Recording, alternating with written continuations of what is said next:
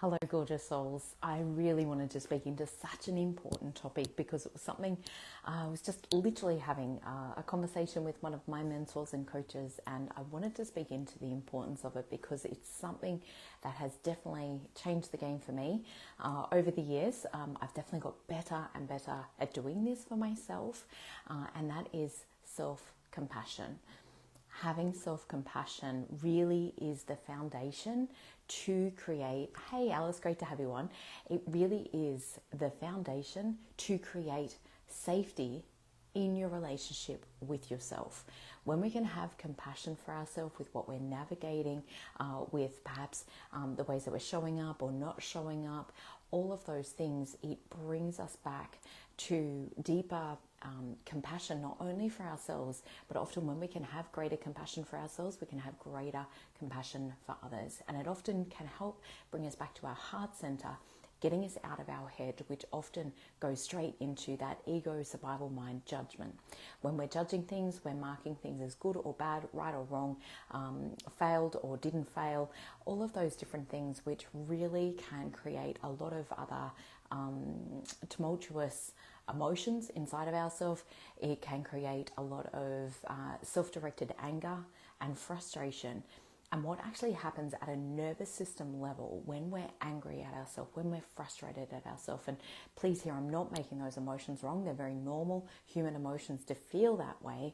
And when we can also cultivate greater self-compassion as a foundation of safety in our nervous system, it does allow us to really stay regulated within our nervous system because we feel safe first and foremost with ourselves.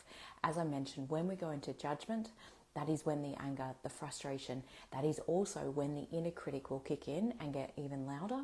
And instead of actually moving us forward in the way that we would have potentially hoped, you may have noticed that the louder that the inner critic gets, the more angry we become at ourselves, the more we tell ourselves we just need to pull ourselves together, or just need to get on with it, or just need to stop being so silly, or any of those things that can come through. And, hands up, I've done all of that multiple times, and it's really been years that I've been doing this inner work and gently shifting these patterns, and also having compassion for the part of me that does feel angry and does feel upset and does feel frustrated, is a real key turning point.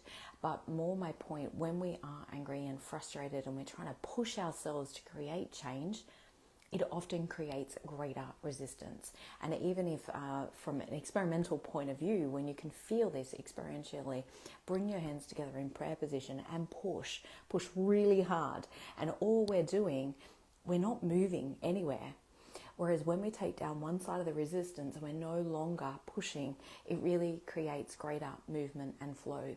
And so what happens when we get angry, we get frustrated with ourselves, it's literally like we're standing behind ourselves, pushing ourselves in the back, trying to force ourselves to move forward or to do something that our body is resisting. Now, our body can be in a state of resistance for a number of reasons. We may have very limited capacity. We may be feeling exhausted. We may actually need to rest, or we may have some beliefs that are creating fear within our body about what moving forward actually may mean, or what we're making it mean.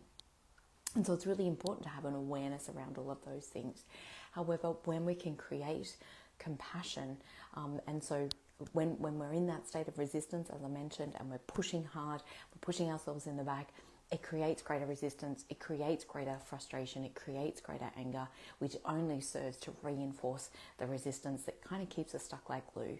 And it takes a lot of energy. It's like pushing our hands together. We don't get anywhere, but we can end up exhausting ourselves in the process. And that's why developing self-compassion along with curiosity and even maybe some creativity, and let me explain these two.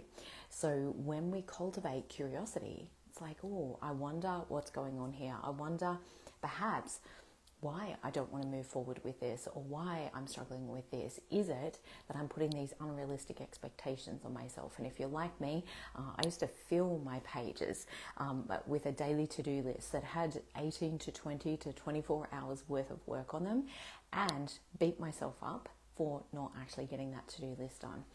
And obviously not very productive, and self-diminishing constantly every day. It was really debilitating my level of confidence, my belief in myself. And it wasn't until I got curious and went, why am I not completing this to-do list? Why can't I get through this? When I was actually really curious and I actually went through and added up the number of tasks that I'd put on there and the rough time that those tasks will take to complete, I actually recognized that it was actually physically impossible to do, given, all the other things that I had to get through in the day. I hadn't included even, eating and connecting with loved ones or, getting dressed or any of those things. So sometimes we can have these unrealistic expectations on ourselves as well. However, when we get curious, what is the deeper fear? What is going on here? It really does serve to be able to create a greater compassion for ourselves and a deeper understanding as to perhaps why we may not be moving forward at that particular point.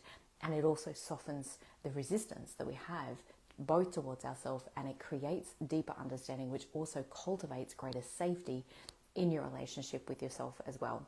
The third part, the creativity, this is where we get creative. What can I do instead? Or what could I do? And sometimes it might be like, well, I haven't got time to do the 1 hour walk that I've committed to or that I promised myself that I do, or the 10K steps, but maybe I can go for a 5-minute walk. Okay. And so just using that as an example of how to get creative in these situations, and what would work for me, or what would I like to do instead, or what would bring me greater energy, or what would support my health and well-being right now. And perhaps that's a rest. Maybe it's not going for a walk. I'm just using health as an example.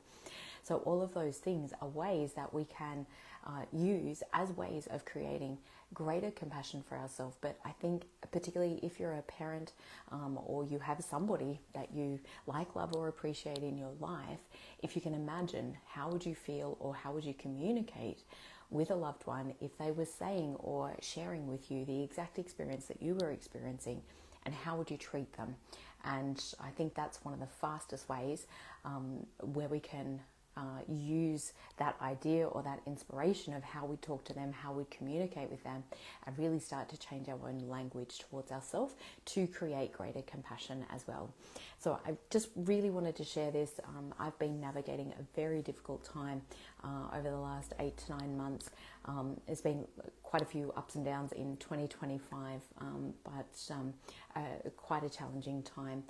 My partner currently is still experiencing a spinal injury at the moment that has impacted him significantly. Had a spinal surgery in December, and recovery is still looking very, very slow, with very little light at the end of the tunnel at this particular point. Not saying that is going to be ongoing and never ending, but it is definitely something that's been challenging my capacity and my nervous system with all that I'm holding there, and all that I hold just as a regular part of being a woman and having loved ones in my life, and all of those pieces, and running a business and all those things. And so I'm just sharing it from that perspective. Sometimes we can go through different seasons in life that are particularly difficult, and I think really cultivating that self-compassion, asking ourselves, what can I do?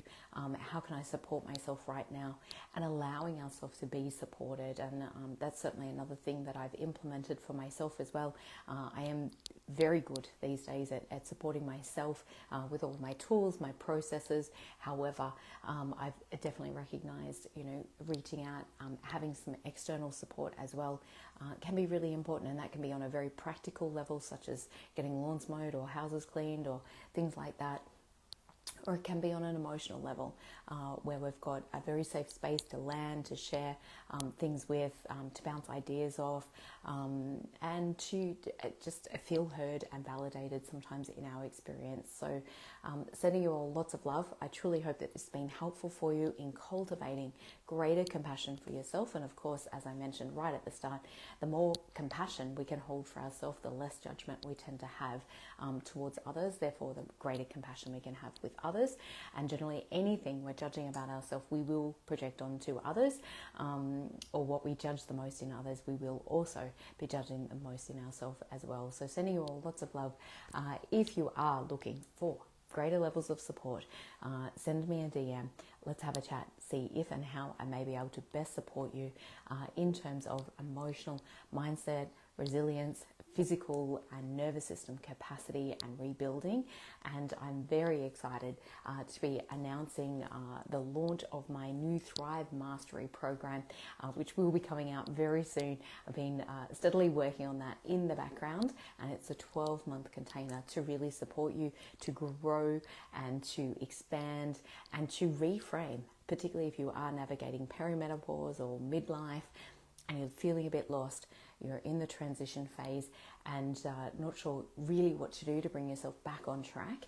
I absolutely have you, and I've got your back, and together in this beautiful community, we're going to be growing and expanding and looking at lots of different pieces around all the things that are about nervous system regulation, health and well-being, as well as that emotional and mindset mastery for you to be living your very best life. Particularly, when we get to midlife, it can be like, oh, well, I'm just getting old. No, I don't believe that at all. I truly believe there's so many things that we can do, and I think we're just getting started as women. And I really do think that, late 40s, early 50s, very much we are clearer on who we are, who we're stepping into, the filters down a lot less, and I think it's a very, very exciting time to step into our lives as well. So hey Jules, great to have you on as well. Lots of love to you all. Have an amazing rest of your day, and remember, cultivating that self-compassion is absolutely key in terms of how it supports you to create a safer relationship with yourself and also safety in your nervous system as well. Have a great day.